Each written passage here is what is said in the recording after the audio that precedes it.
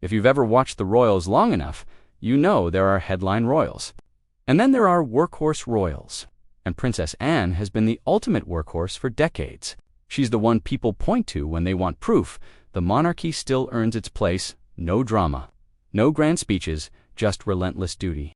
So when the palace uses health language around Anne, it hits differently. It doesn't feel like a routine update.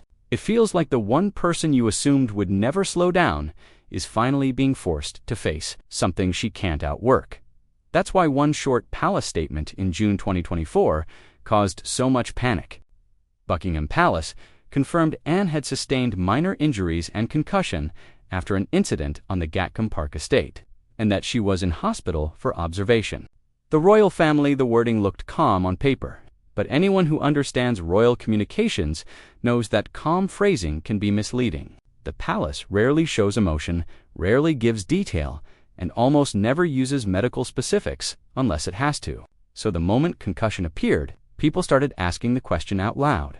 If the hardest working royal can be taken out of action, even briefly, what happens when the monarchy needs her most? Because here's the uncomfortable truth. Anne isn't just a royal who attends events. She's a system inside the system. She fills gaps. She picks up the awkward engagements. She shows up to the ones that don't trend online, the ones that don't make pretty photos, the ones that still matter to small communities. And she does it over and over, year after year, like a machine. That's why the numbers from 2025 still shocked people, who thought she might quietly ease up after that concussion. She didn't. She was right back in the grind. So much so that she still logged 478 official engagements in 2025, only being outpaced by King Charles at 535. People.com plus I think about that for a second. Hundreds of appearances, meetings, visits, ceremonies, travel, briefings, prep, speeches, smile stacked on top of each other at a pace most people wouldn't maintain for a month, let alone a year. At 75. And that's where the story turns from inspiring into unsettling, because the concussion wasn't just a random blip. It was a crack in a public image that's been treated like it's made of steel. Multiple outlets, including The Guardian, reported that the incident was thought to involve a horse either, a headbutt, or a kick though. The palace itself kept the details minimal. The Guardian, but what really got people talking wasn't the cause. It was what came after. Anne has always had a reputation for refusing to perform weakness. She doesn't do the poor me tour. She doesn't do the emotional confessionals. She doesn't soften the edges so people feel comfortable. If she's fine, she's fine. If she's not, she'll still show up and dare you to mention it. So when she was hospitalized, the natural assumption among royal watchers was that it must have been serious enough to override her instinct to keep moving. And later reporting did exactly what royal reporting always does. It hinted the public version. Wasn't the full version. In July 2025, a People report said her 2024 horse-related accident was so much worse than the public knew, noting she spent 5 days in hospital and took time to feel like herself again. People.com. That phrase, so much worse, is catnip in the royal news world, because it triggers the suspicion people already have that the palace protects the institution by controlling the narrative. Now, to be clear, that kind of reporting often depends on unnamed sources, and it doesn't mean anyone is lying. Sometimes it just means royals are private and medical details are personal. But it does mean the situation likely wasn't as simple as a quick bump and a polite overnight stay. And even if the palace did downplay the seriousness, there's another detail that makes this whole thing feel bigger than a single accident. Anne herself publicly rejected the idea of retirement not long after. In January 2025, she reportedly said, "I don't think there's a retirement program on this particular life," basically implying stepping down isn't really an option. Town and country, plus one that's not just a funny line.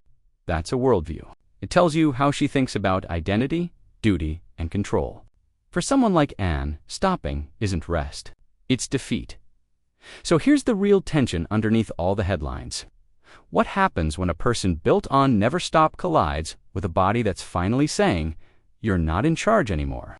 If you want to understand why so many people fixated on Anne's health update, you have to zoom out to the bigger context. The royal family is not in the comfortable, stable era people like to imagine. Charles has continued public duties while still dealing With cancer treatment that began after his diagnosis was announced in early 2024, and the Princess of Wales had a reduced public schedule compared to her previous pace while she recovered and returned gradually. People.com. That doesn't mean the institution is collapsing tomorrow, but it does mean the workload isn't evenly spread across a huge roster. There's a smaller core group carrying the visible weight. When one of those core pillars wobbles, everything feels shaky. And that's why Anne's situation matters more than, say, a younger royal canceling a few events. Anne is the safety net. When another royal has a rough patch, she fills the calendar. When the news cycle gets messy, she provides a steady stream of normal royal work that keeps the machine looking functional. When critics say the monarchy is lazy, she's the counter-argument, walking into another community hall, shaking another hand, hearing another story, making another charity feel seen.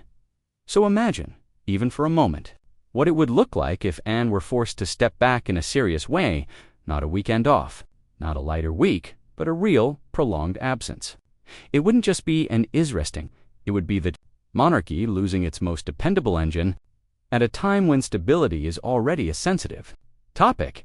And this is where the internet does what the internet always does. It fills in blanks with theories. Suddenly, every small detail becomes evidence.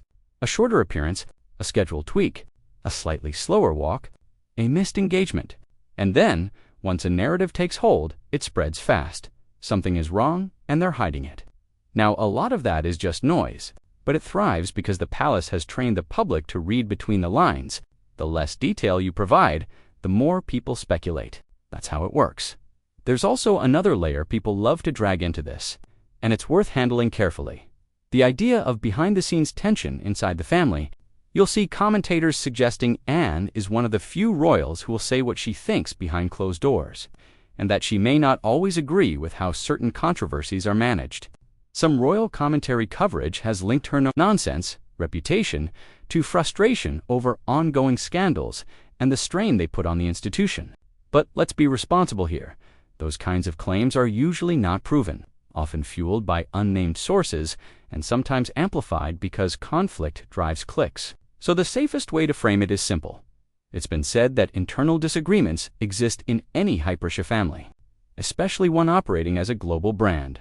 But we don't actually know what Anne thinks unless she says it publicly. Still, even without any secret feud storyline, the pressure around her is real. When you're the person everyone leans on, you become the default solution. The schedule grows, the requests pile up, and the scary part is, it can feel noble. You're not overworking, you're serving, you're not avoiding. Rest, you're being reliable. Until the day your body doesn't care what your motivation is. That's why the June 2024 concussion still sits like a warning sign, even a year later. Because concussions aren't just a bruise. They can mess with memory, balance, fatigue, and concentration. And even if someone recovers, it doesn't automatically mean they're fully back to baseline right away. The palace statement said she was expected to make a full and swift recovery, which is reassuring. But it's also the kind of line that's meant to calm the public, not necessarily describe every rough moment in private. The royal family. That's why her January 2025 retirement comment matters so much. It isn't really an option. That phrase doesn't just describe her schedule. It describes her mindset. Town and country plus one, and a mindset like that can be heroic, right up until it becomes dangerous. Now, let's talk about what the palace doesn't love talking about, but everyone understands. The monarchy is not just tradition. It's optics and logistics. And when you remove someone like Anne, the ripple effect is massive. It's not simply someone else goes to a ribbon cutting. It's hundreds of patronages, military roles, community connections, and relationships built over decades. Anne isn't just a name on a letterhead for many organizations. She's the one who actually shows up. So if she ever had to step back for real months, not dice it, would force a reshuffle that would instantly reveal a hard truth. There aren't many royals who can absorb her workload without the whole system looking thin. Yes, other working royals do a lot. Yes, Charles's tally this year proves he's been pushing himself to people.com +1. But the reason Anne's absence feels scarier is because she has been the insurance policy. When things got complicated, she was the steady constant you didn't have to worry about. Take away the insurance policy, and suddenly every other risk feels bigger. And maybe that's the most shocking thing the public is starting to realize. The monarchy doesn't just run on crowns and ceremonies, it runs on stamina. It runs on bodies that can travel, stand, smile, listen, repeat, and do it again the next morning. And when multiple senior figures face health limitations in the same era, the idea of endless duty starts looking less like tradition and more like a fragile balancing act. So where does that leave Anne right now? Here's the honest answer. We don't have a palace statement saying she's stepping back from all duties today. What we do have is a clear pattern. A serious health incident acknowledged publicly in 2024. The royal family plus one later reporting, suggesting it may have been more severe than the initial tone implied. People.com. A public declaration from Anne that retirement isn't really part of the plan. Town and country, plus one and a workload in 2025, that would be extreme for anyone, let alone someone with a recent concussion history. People.com plus one, that combination, is exactly why this story keeps resurfacing, and why people keep clicking. Not because people want something bad to happen, but because the situation feels like a cliff edge. It's the unstoppable figure finally facing something she can't bulldoze. It's the most reliable royal reminding everyone that reliability has a cost. And the end of this story, if you want a conclusion that sticks in the viewers' head, shouldn't be a dramatic everything is doomed moment. It should be a question that feels uncomfortably real, because if Anne really believes she can't retire, and the monarchy keeps needing her to fill the gaps, then the only thing that can slow her down isn't a scheduling decision. It's physics. It's time. It's health. And that's the part that no amount of palace wording can fully control. So here's the thought that lingers. Princess Anne has spent her entire life proving she can outwork any crisis. But what happens when the crisis isn't public opinion, or scandal, or headlines? What happens when it's simply her body telling her that's enough?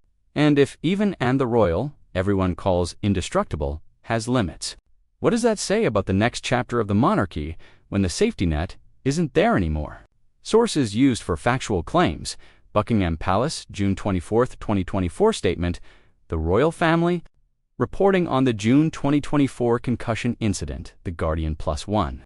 Anne's January 2025 retirement, comments Town and Country plus one. Later reporting describing the 2024 incident as more severe. People.com. 2025 engagement totals from court circular analysis. Now here's the part most people don't notice until it's already happening. The palace doesn't just communicate events, it communicates risk. And with Anne, the wording has always been unusually careful, because her image is built on one thing: reliability. That's why the official June 24, 2024 statement read, so controlled while still landing like a punch. It confirmed minor injuries and concussion, said she was kept in South Mid Hospital for observation, and stressed she was expected to make a full and swift recovery. The royal family, that last phrase, wasn't only reassurance, it was containment. It was the institution saying, don't panic, this doesn't change the bigger story. But people panicked anyway, because the bigger story was exactly what felt fragile. And it didn't help that major reporting immediately filled in the blank the palace refused to touch. The Guardian reported that the incident was believed to possibly involve a horse either being kicked or headbutted, while making clear the palace hadn't confirmed the exact cause. The Guardian, that detail matters because it changes how viewers picture the moment. Concussion can sound like a clinical bump. Horse impact makes it feel like a sudden, brutal reality check. And once people imagine that, they start replaying the rest of Anne's career in their heads like a highlight reel: decades of travel, long days, endless commitments, and the question becomes unavoidable. Was it really just one accident? Or was it the moment the pace finally caught up? Because here's the twist about someone like Princess Anne. The public thinks she's powered by discipline. That's true, but it's only half true. The other half is identity. She isn't working like this because she has to. She's working like this because it's who she is. That's why her retirement comments hit so hard in early 2025. She told the Press Association, I don't think there's a retirement program on this particular life. The Independent, it's a clever line, sure, but it's also a warning. When someone believes stepping back isn't an option, the body can send all the signals it wants. The mind is still going to try to override them. And if you want proof, she didn't suddenly turn into a cautious, slow-paced royal after the concussion. You only have to look at the numbers people keep bringing up in 2025. According to court circular analysis reported by outlets like People and others, King Charles completed 535 engagements in 2025, with close behind at 478, People.com +1. That is not the behavior of someone quietly easing into a softer chapter. That's the behavior of someone refusing to surrender the one label. Everyone's attached to her for years, hardest working royal, but that's where the story gets almost eerie. Because Anne wasn't doing this in a calm era where everything else in the family was stable. She was doing it while the royal system was already dealing with reduced capacity. People reported these same 2025 engagement tallies in the context of Charles continuing duties while still undergoing treatment that began after his cancer diagnosis was announced in February 2024, and with Catherine's return to public work being gradual compared to her pre-2024 pace. People.com. In other words, the available hands in the royal machine haven't been endless, and when the machine has fewer hands, it leans harder on the ones that never say no. That's why Anne's concussion became bigger than a health update. It became a symbol.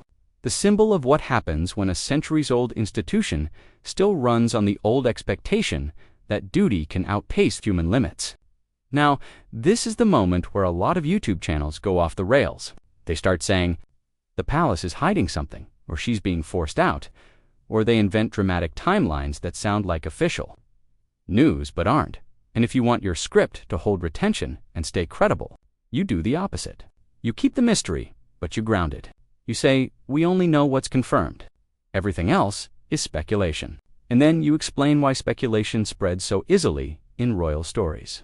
Because the palace's communication style creates a vacuum. It gives you the minimum, the public fills in the maximum. And Anne is the perfect case study because she's so private that even her supporters are left guessing. There aren't constant interviews. There aren't emotional explanations. So when something serious happens, people don't have context from her own voice. They only have patterns. And Anne's pattern is simple. Show up, keep going, refuse to be slowed down. That's why the July 2025 reporting caught fire. People cited sources telling the Sunday Times that Anne's 2024 horse-related accident was so much worse than the public knew, and that she was hospitalized for 5 days. People.com does that automatically mean the palace lied? Not necessarily. It could mean the palace gave the essentials and protected details that didn't need to be public. But from a viewer's point of view, it reinforces a feeling. We aren't seeing the whole picture. And once that feeling exists, every future update is treated like a clue. So let's zoom in on what your audience is actually responding to here. It isn't just isn't okay. It's something deeper. It's the fear that the monarchy has been held together by a small number of people doing an enormous amount of work, and that one of the biggest pillars has been running on pure willpower. The concussion forced people to imagine a reality where willpower isn't enough. And that's where the story shifts from medical to institutional. Because if Anne ever had to step back for real weeks, months, not just a short recovery, the ripple effect would be immediate. Hundreds of patronages, countless community connections, and the not-so-glamorous engagements that still matter would suddenly need new faces. The public would see it in real time. More gaps, more cancellations, more reshuffling. And since Anne's whole brand has been, I'm always there,